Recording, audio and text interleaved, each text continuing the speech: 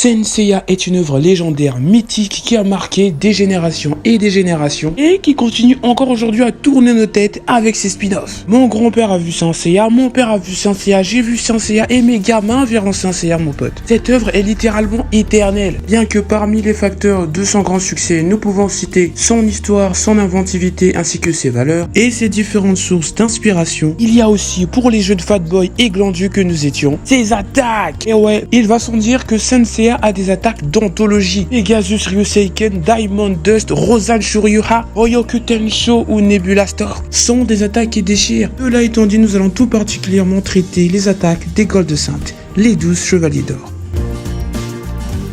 Konnichiwa le peuple otaku, j'espère que vous allez bien car pour moi c'est la patate et bienvenue dans cette vidéo dans laquelle nous allons expliquer les techniques des 12 chevaliers d'or. Et à la fin on va faire un petit classement de puissance et de coolitude car dans ces techniques particulièrement j'aime deux choses, les techniques puissantes giga efficaces et les techniques stylées. Mais pour mon classement je vais mélanger les deux, il faut que les techniques soient puissantes et stylées. Bon tu l'auras compris, cette partie classement elle est purement subjective, ce sont mes goûts, la façon dont je conçois l'œuvre etc. Donc il est tout à fait possible que tu ne sois pas d'accord avec moi. Je le fais encore une fois selon mes préférences, selon mes goûts. Alors si pour toi ou pour Will Smith c'est pas stylé, j'en sais rien. Cela étant dit, c'est parti, générique.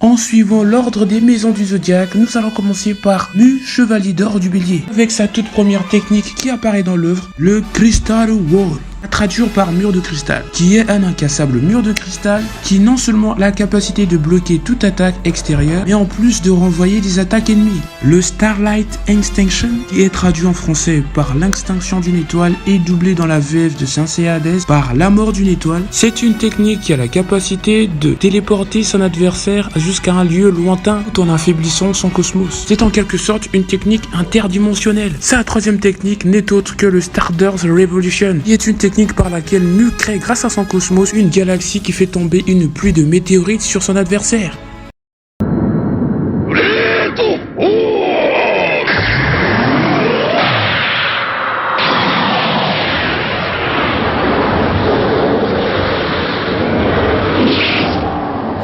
Deuxième maison avec Aldébaran, chevalier d'or du taureau, nous avons la technique du Great Horn, à traduire par corne du taureau, qui est une technique au cours de laquelle il croise les bras. Une fois son adversaire à sa portée, il lui assène un violent coup d'épaule à la vitesse de la lumière et recroise les bras. Technique s'approchant ainsi du principe du Lai, le sabre japonais, qui devient aussi vif que fragile une fois sorti de son fourreau. Sa deuxième technique, le Glorious Horn, à traduire par la corne glorieuse, est une technique au cours de laquelle Aldébaran encaisse de face toutes les techniques et attaques de son adversaire, les intensifie pour les lui renvoyer brutalement. C'est une technique risquée mais plutôt pratique.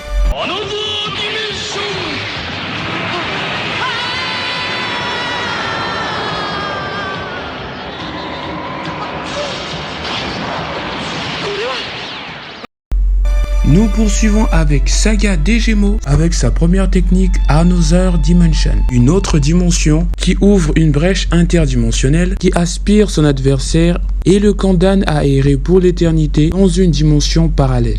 Galaxian Explosion.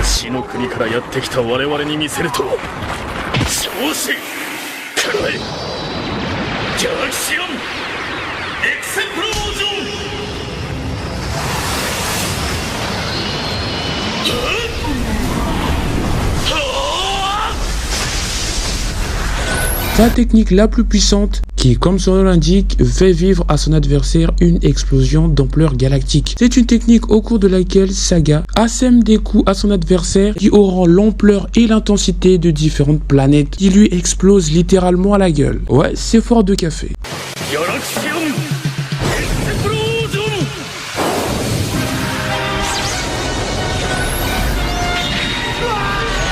À la quatrième maison, nous avons Death Mask et son attaque, le Seikishiki Mekaiha, qui d'un mouvement de doigt crée une brèche interdimensionnelle, un vortex qui aspire l'âme de son adversaire pour le propulser au Yomutsui Razaka, le précipice du monde des morts. Sa deuxième technique, le Kiringoken, qui lui permet d'attirer vers lui les âmes des défunts transformées en esprits maléfiques afin d'en faire une technique destructrice qui causera des dommages physiques et spirituels à son ennemi. Et enfin, le Seikishiki Meizai-ha, qui est une technique qui a la capacité de détruire les points d'attache des âmes et de détruire l'âme d'un individu en elle-même. Nous arrivons à la cinquième maison dans laquelle nous avons Ayolia du lion, ainsi que sa technique, le Lightning Bolt, aussi traduit par éclair foudroyant, qui permet à Ayolia d'invoquer une masse d'énergie foudroyante qui attaque son adversaire à la vitesse de la lumière.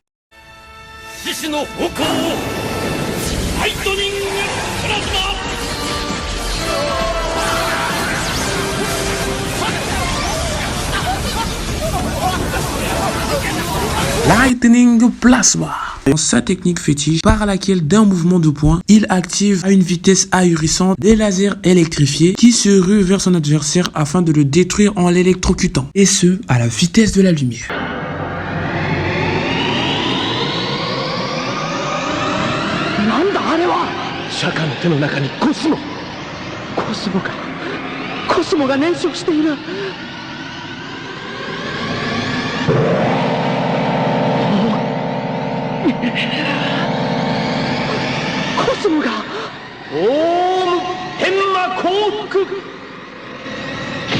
Shaka de la Vierge de la sixième maison du Zodiaque, qui est très probablement le Gold Saint possédant le plus de techniques, dont nous pouvons citer le Tenma Kofuku, qui est une attaque puissante se matérialisant par une lumière divine qui s'abat violemment sur son adversaire. C'est une attaque qui s'apparente au châtiment du péché, que l'on peut traduire par punition des démons. Sa technique fait allusion ici aux démons présents en tout un chacun, que l'on peut symboliser d'une façon par nos péchés. C'est un châtiment des démons, le châtiment divin. Et nous poursuivons avec le Rikudo Rinne, qui a été adapté en français par les 6 mondes de la métempsychose, qui est une technique basée sur les réalités de notre univers. Une fois l'ennemi pris d'assaut, il a le choix entre 6 enfers, 6 mondes dans lesquels il devra passer le reste de son existence. L'enfer de feu, le Jikokukai, dans lequel les âmes des défunts brûlent et y sont punis et torturés pour l'éternité. Le Gakikai, l'enfer de l'envie, dans lequel les âmes des personnes cupides, avides et envieuses, souffrent d'une faim insatiable et d'une envie inétanchable pour l'éternité. L'enfer des bêtes ou monde des bêtes, le Shikushukai, dans lequel les âmes des personnes qui ont vécu selon leurs instincts, qui étaient dénuées de principes et de valeurs, sont transformées en bêtes sauvages et sont condamnées à s'entretuer pour l'éternité. Le Shurakai, le monde de la guerre dans lequel les demi-dieux et les âmes des défunts sont condamnés à se faire la guerre éternellement. L'enfer des hommes ou le monde des hommes, le Jinkai dans lequel toutes les émotions humaines se mélangent, joie, tristesse, colère, envie, mélancolie, peur, jouissance et autres. Et enfin, le monde céleste, le Tenkai, qui en apparence est le plus accueillant et le plus chaleureux. Cela étant dit, qui demande une vigilance extrême, car la moindre mauvaise pensée, la moindre faute te fait basculer vers l'un des 5 mondes précédents. Le Tenbu Horin, encore appelé trésor du ciel, qui est une technique qui permet à chacun d'effacer consécutivement et avec violence les 5 sens de son adversaire, le réduisant ainsi à une chose vivante mais inerte. Home, qui est une technique d'incantation qui lui permet de faire jaillir ou de faire exploser son flux de cosmos, et le Kan, qui est une technique lui permettant d'ériger une barrière d'énergie indestructible autour de lui afin de le protéger de toute attaque ennemie. Le Tenpo Rin-in, qui lui permet d'effacer ses doutes et d'augmenter considérablement son cosmos. Et enfin, le Tenku Haja Shimimorio, qui lui permet de libérer les esprits du mal de leur chaîne afin d'attaquer agressivement ses ennemis. Il peut utiliser cette technique grâce à son chapelet à 108 perles.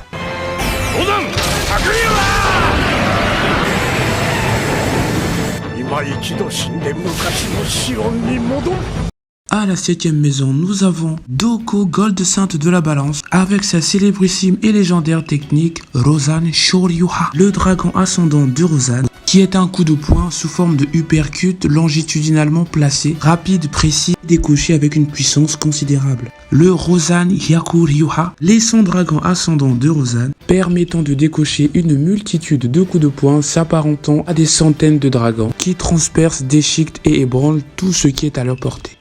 À la 8e maison du Zodiac, nous avons Milo du Scorpion avec sa légendaire technique Scarlet Needle qui lui fait apparaître un angle aussi acéré, fin et pointu qu'une aiguille qui lui permet de transpercer ses adversaires tel une piqûre teintée d'un laser rouge écarlate qui laisse à son adversaire une douleur insoutenable à la zone touchée, telle la piqûre d'un scorpion, d'où son nom, l'aiguille écarlate en français. À part ça, Milo a une deuxième technique, Instruction, qui est une technique du regard qui permet de paralyser son adversaire et de le laisser immobile à la merci de ses assauts.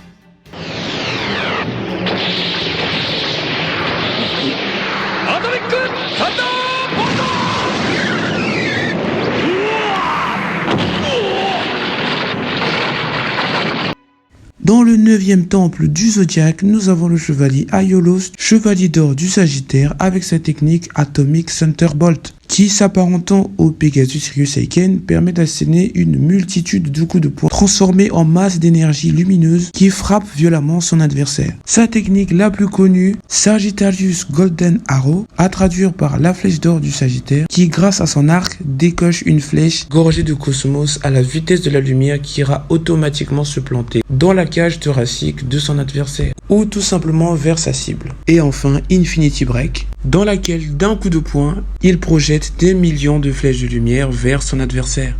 À la 10e maison du Zodiac, nous avons Shura du Capricorne, sa technique mythique Excalibur, l'épée sacrée, qui est sa technique et lui permet de par un mouvement de main fendre tous les objets ou toutes choses à proximité, telle une lame aiguisée. Il a également le Jumping Stone qui lui permet avec ses jambes de faire voltiger son adversaire, Eclipse Calibur qui lui permet d'aspirer l'énergie du monde des morts afin de la transmettre à son bras gauche pour rendre sa technique Excalibur plus tranchante et puissante, et Eclipse Calibur Danse Violente qui lui permet de reproduire cette technique à des dizaines voire des centaines de reprises.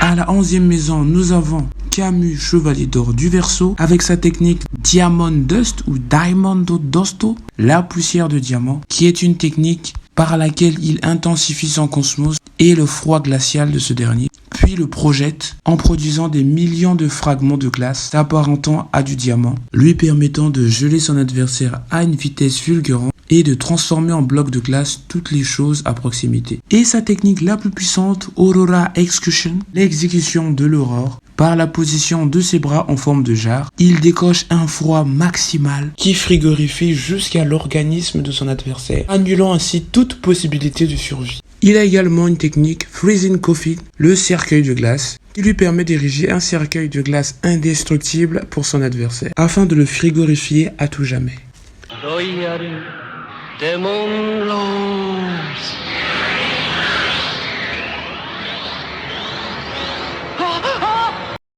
À la 12e et dernière maison, nous avons le personnage de Aphrodite, chevalier d'or des poissons. La technique Royal Demon Rose, les roses royales démoniaques, projette vers son adversaire des centaines de roses démoniaques dont le parfum est censé le tuer petit à petit grâce à un poison qui sera inoculé dans son organisme. Piranha Rose, les roses noires piranha qui ont la capacité de ronger et détruire immédiatement tout ce qu'elles touchent, ont la capacité de désagréger son adversaire. C'est une technique efficace à effet immédiat.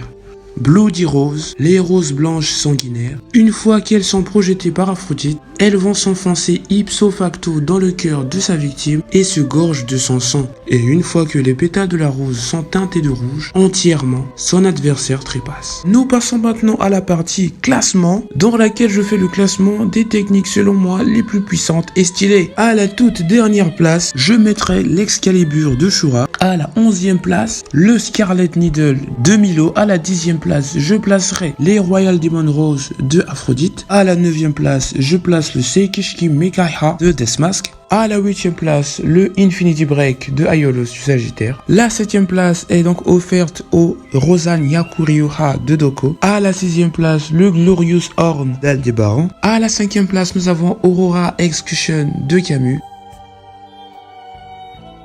À la troisième place, nous avons Stardust Revolution de Mu du Bélier. À la deuxième place, nous avons le Galaxian Explosion de Saga. Et enfin, à la première place de ce classement, nous avons le Rikudo Rinne de Shaka. Encore une fois, ce classement est purement subjectif. C'est vraiment selon mes goûts, parce que je t'ai dit, je prends des techniques que je trouve stylées, additionnées à leur puissance, et j'essaie de leur trouver une place en fonction de ces deux critères importants. Donc, tu peux ou ne pas être d'accord, mais de toute façon, c'est mon classement. Cela étant dit, j'espère que tu auras apprécié la vidéo. Si c'est le cas, tu connais la chansonnette, mon gars, j'ai pas besoin de te rappeler. Oui, à plus.